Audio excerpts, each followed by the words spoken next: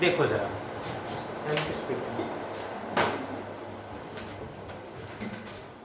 Chapter 11th class thermodynamics में what we have done, adiabatic process, work done ने thermodynamic process का general formula, उसके बाद isothermal process and adiabatic process in detail we have completed. What you are doing, please leave it, leave everything except breathing. बहुत बढ़िया. तो आज का topic is isothermal process we have done, adiabatic we have done. The topic we will continue is isochoric process. Isochoric process means the process in which volume remains delta is equal to constant, यानी change in volume becomes zero. Sir, leave it please. Change in volume is constant. Zero. Volume constant. Volume constant, change in volume. Zero. What is the equation for isochoric process? You know ideal gas equation? PV is equal to PV equals to nRT. nRT. तो V तो constant रखना है. V constant रखना है means P is equal to nRT by V. nR are generally constant. Volume को हमने constant रखना है, यानी nR by V is constant. So what we can write?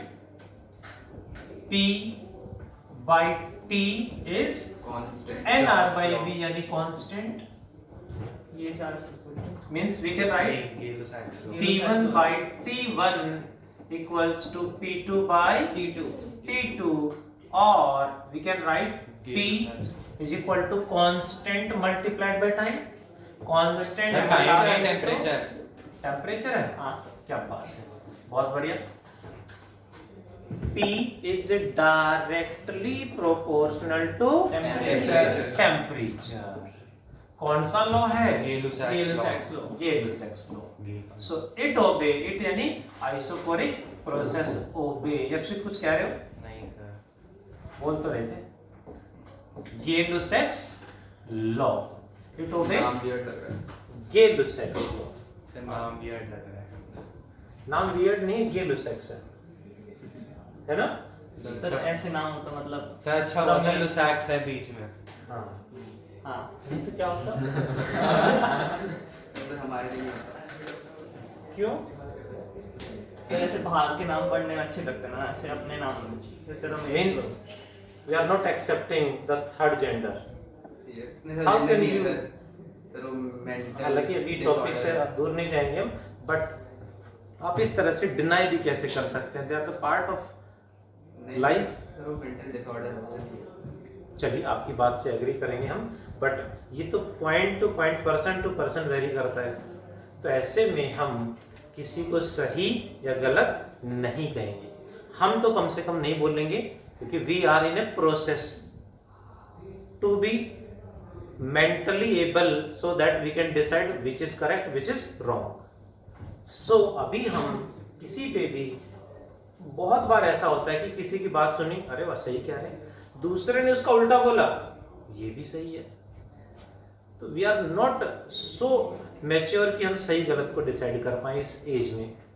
ठीक है, तो अभी ठीक है, अपने सजेशंस देने चाहिए. और नाम है, कनेक्ट कर रहे हैं आप, obviously your life your rules, करना चाहिए, एक्टिव होना ही चाहिए हमें. बट साइंस स्टूडेंट हैं, हमारी मोरल रेस्पॉन्सिबिलिटी बनती है कि हर बात को ध्यान से सुने और हाना नहीं, एनालाइज करें, प्रोसेस करें, तब रिप्लाई करें. सिर्फ अपना फोर्सफुली कोई भी विजन है वो नहीं रखना होता. सबकी बात सुननी होती है, उसके बाद एनालाइज करना होता है, प्रोसेस करना होता है, तब हमें रिप्लाई करना होता है कि which is correct, which is wrong. ठीक है, टॉपिक पे आते हैं. You may be right sir, I may be wrong, but अभी टॉपिक पे आते हैं क्योंकि वो थोड़ा सा अलग टॉपिक हो जाएगा। चलिए, ये टॉपिक वियर्ड लुसेट्स, सॉरी गे लुसेट्स है ना जी, क्योंकि मेरा तो काम है, फिर आप कहीं भी हाईलाइट करोगे तो मैं उसे और ज्यादा हाईलाइट करूंगा, ताकि हम इतने मेंटली स्टेबल, इतने मेंटली एबल हो कि किसी भी बात को हम बाय द वे ना लें। ठीक है, किसी भी पॉइंट को हम बाय द वे ना लें। होता है कई बार ऐसी, जैसे अभी यहाँ वर्ड आगे के, तो इससे हम क्या, तो थोड़ा सा वियर्ड लग रहा है, तो इट डजंट वियर्ड, हम थोड़ा सा कई बार इस एज में मैच्योरिटी लेवल ऐसा होता है, हमें लगता है। ठीक है ना, तो let us go to the topic, है ना। चले पढ़े, थोड़ा सा और कहीं और चले जाएंगे ना। कहाँ चले जाएंगे? आज एब्सेंट है सर हमारे गोवा वाले, तो बार बार कहते हैं गोवा चलते हैं। आपके पास में बोला है? हाँ सर, हमारे क्लास तो उससे थोड़ा सा और आगे चले जाते हैं उससे थोड़ा सा पीछे जी। देखिए जरा, ये टॉपिक कौन सा लॉ? Zach's law। चलिए नेक्स्ट टॉपिक का, स्पेसिफिक हीट कैपेसिटी फिक्स नहीं है इनकी, कोई वैल्यू आप डिपेंड करती है, अलग अलग हो सकती हैं।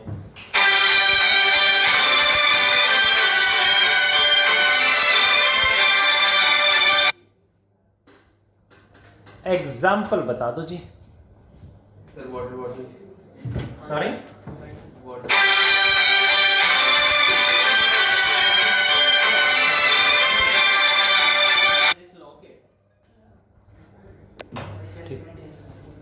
हाँ sir, big fan hmm, celebrity है sir.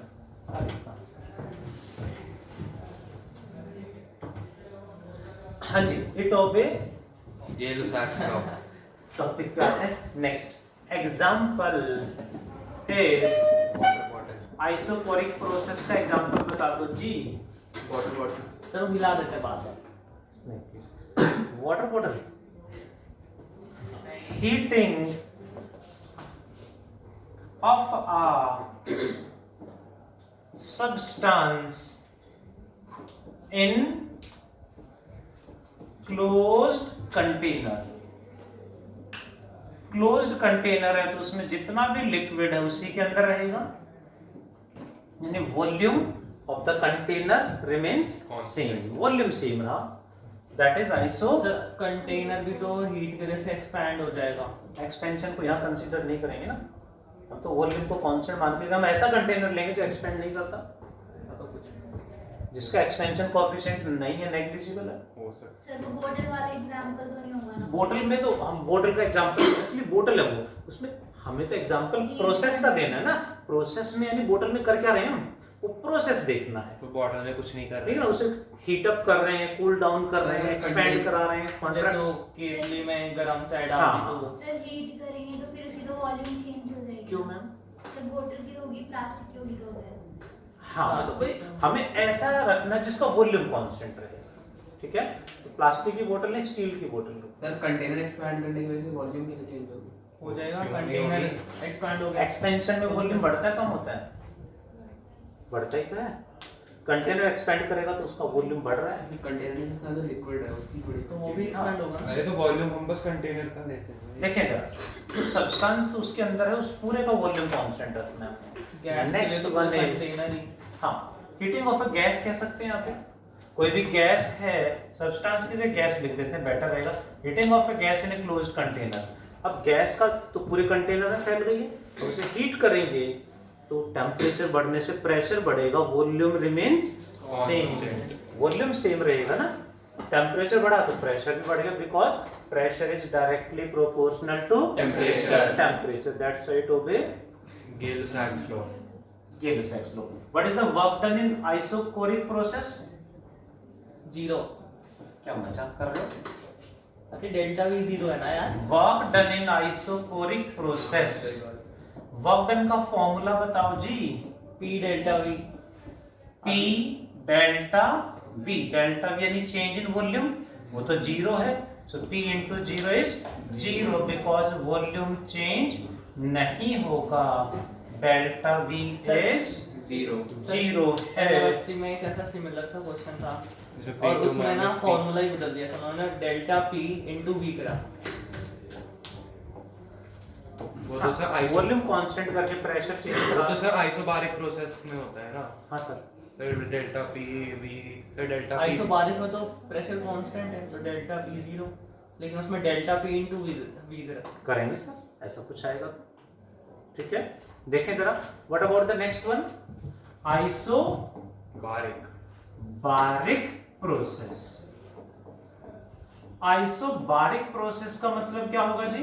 Delta P 0 the process in which pressure remains constant constant, यानी change in pressure becomes zero.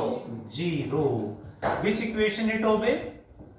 Same वही आइडियल गैस इक्वेशन में P कांस्टेंट को इधर ले आऊं तो ये क्या बन जाएगा? P is equals to temperature nRT by P.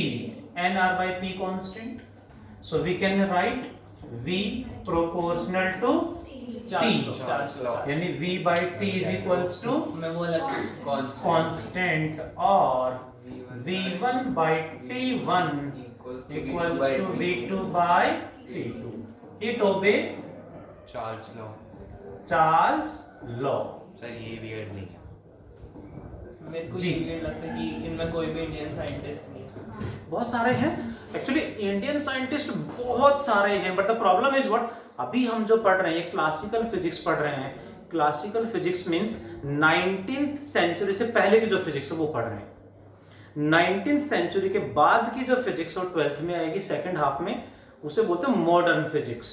उसमें हैं काफी सारे साइंटिस्ट इंडियन भी, और आज जो रियल में आज जो साइंस हम पढ़ रहे हैं, जो यूज हो रही है डेली लाइफ में, टेक्नोलॉजी में यूज हो रही है, वो इंजीनियरिंग, वो मेडिकल, और कहीं भी यूज हो रही है, तो बहुत सारे scientist are working. Sir example USB.